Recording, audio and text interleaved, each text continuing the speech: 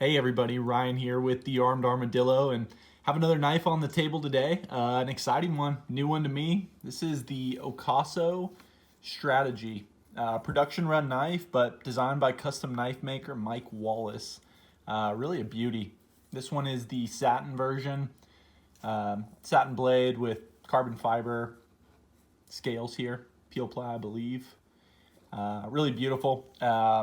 Jumped out at me right away. I've always been a big fan of the carbon fiber with the satin finish, and this one doesn't disappoint.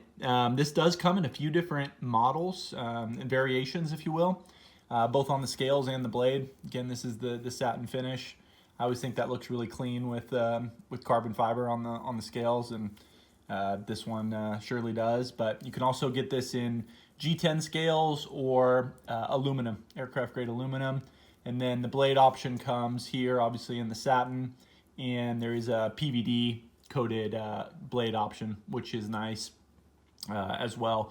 This one has a bit more of kind of the gentleman's carry look to it. Really multi-purpose knife here, with obviously having the looks of like a gentleman's folder, but being very capable. We'll go through some specs here, some size comparisons, and then just my general overall thoughts of the knife in my time with it here. So total length on the knife is just under 8. Looks like 7.8. Blade length 3.5. Cutting edge 3.25, maybe a little bit more.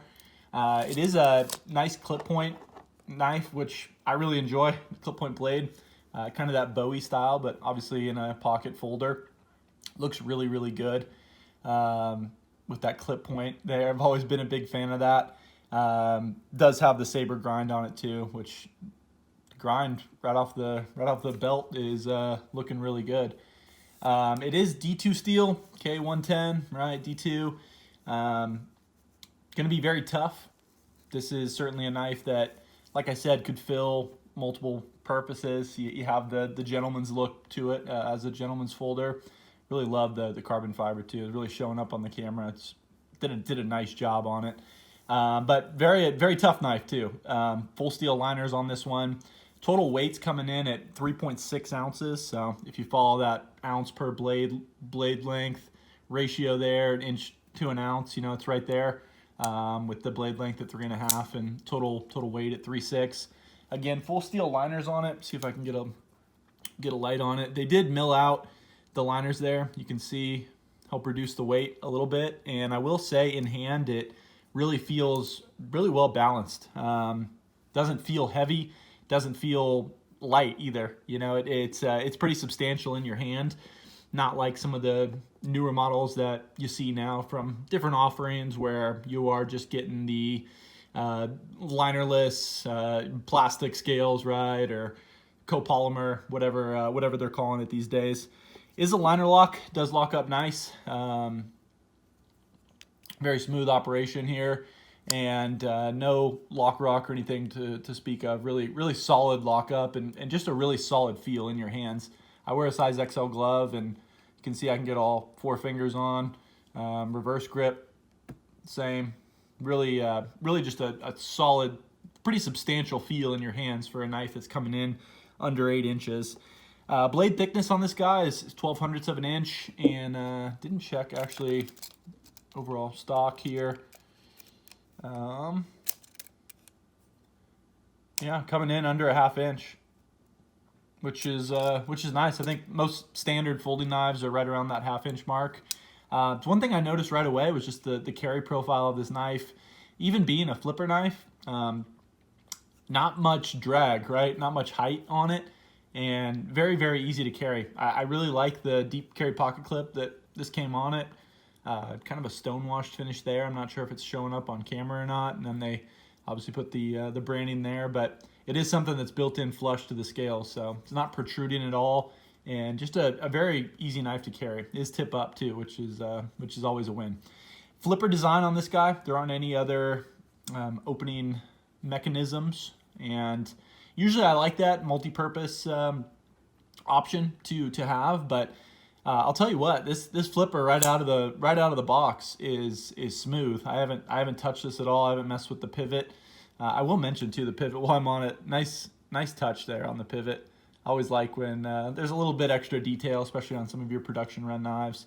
But yeah, I was really impressed with the action. Pretty drop shutty too on its own, you can see, and just fires out. Does like more of a light switch method, but yeah, action, overall fit and finish, and feel in the hands is really nice. Was pretty impressed with it right out of the box. Some size comparisons. I think everybody knows is Spyderco PM2. PM2 coming in just a bit bigger there, but a lot bigger in carry profile.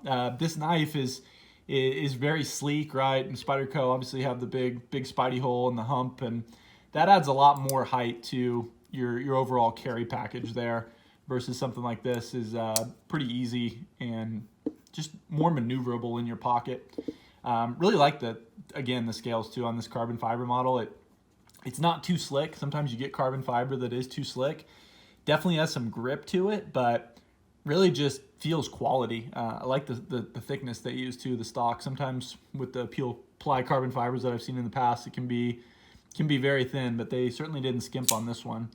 So yeah, Spyderco PM2 coming in just a hair under that. I have the Manix 2 here as well. Obviously a much different carry profile, but a little bit closer in overall length. You can see though that the strategy is just a lot more streamlined, a lot more slim and trim in the pocket. One knife that it reminded me of almost immediately, and a knife I had to get, again, big fan of the carbon fiber and satin finish, is actually the Spyderco Siren. This was a sprint run with carbon fiber, satin finish.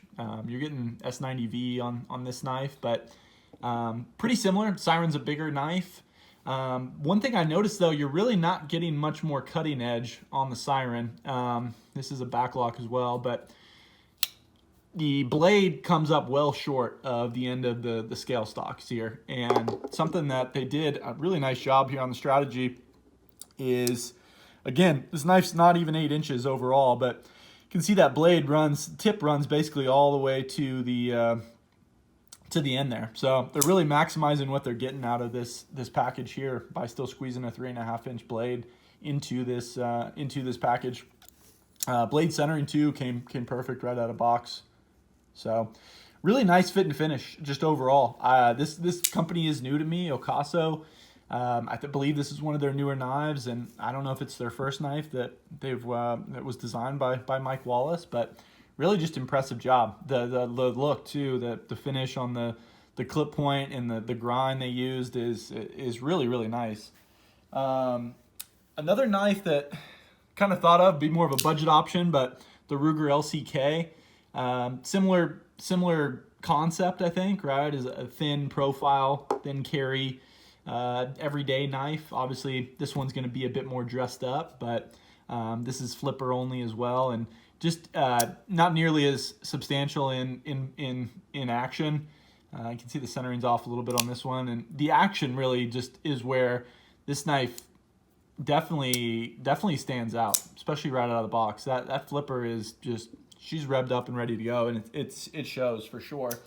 And I'll touch on just the overall feel too. This is a Spyderco Stretch, obviously a much bigger knife, but I've been seeing this more and more in the knife community, especially in the EDC. Lightweight, and this would qualify certainly. The Stretch, extremely lightweight, but again, no liners, right? And see some offerings from Benchmade too with the bug out, and sometimes you can bend, right? Do you need full liners all the time? Maybe not, but it is noticeable when you do get a knife like this that is really just built like a tank. Very solid, but we're able to keep the weight down altogether. I mean, it's under a 4-ounce package. That's more than light enough to carry every day and not bog down your pocket. On the body here, we do have, I believe these are T6. Yeah, T6 on the body screws. And the pivot, I didn't actually check. I would assume probably T8. Let me just check here.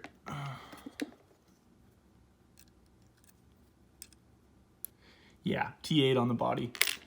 So T6 on the T6 on the body, T8 on the pivot. Just FYI. Again, you are running D2, right? So I live in Texas. You know, it's something to be aware of. Certainly, with D2, you're getting a lot of toughness, a lot of edge retention, and pretty easy to sharpen. You know, it's a tool steel. It was built for use, and I think that's something that is cool about this knife. A lot of times you'll see offerings, especially in D2, that are just your everyday kind of workhorse knife, right? But don't fulfill that gentleman's carry, which this certainly does, at least in my book. Especially this satin version with the carbon fiber. I think, you know, if you were looking at it for that reason, maybe take it out fishing or live in a humid environment, probably wouldn't hurt going the PVD route. But you know, get some CLP or your favorite product there, and wipe it down after use. Never really had a big problem with my D2 blades, as long as you do take care of them. And like I said, it's something that makes it a lot easier to maintain from a sharpening standpoint and just ownership of the knife. Sure, you can get S110V or something, right? But you're going to pay probably 100 plus more for it. And yeah, tell you what, I have one, and every time I go to resharpen it, you know, it's something I need to sit down with a drink and take the whole night. I'm not the best knife sharpener, but D2 touches up nice and strops nice, and it does it pretty quickly. So I think there's pros and cons certainly, but I think if you take care of your knife, right, and you do apply some kind of corrosion resistance to it, it's you know, it's something that shouldn't be too big of issue there, and really does clean up nice too, and holds a wicked edge. This thing came razor sharp right out of the box. I have some paper here, but you can see it's minimal effort. Even with the blade stock that's pretty thick up here to start, you're still getting some spine, but yeah, this thing will slice for sure. So I was very impressed. It's my first time using and working with a OCASO, even having one in hand, and have to say that been very impressed with this product that is in front of me right now. So hope more to come from them. Again, designed by custom knife maker Mike Wallace, and yeah, I think that really shows in this knife. I don't know. I'm not super familiar with their other products. Look forward to getting some other ones in hand. But yeah, if you're looking for a quality knife here that really fits the bill for multiple uses, or if you like the look of the clip point style, that Bowie style right in hand, man, this is a really, really attractive knife. So was really impressed with this. Had to share. Thank you all for watching.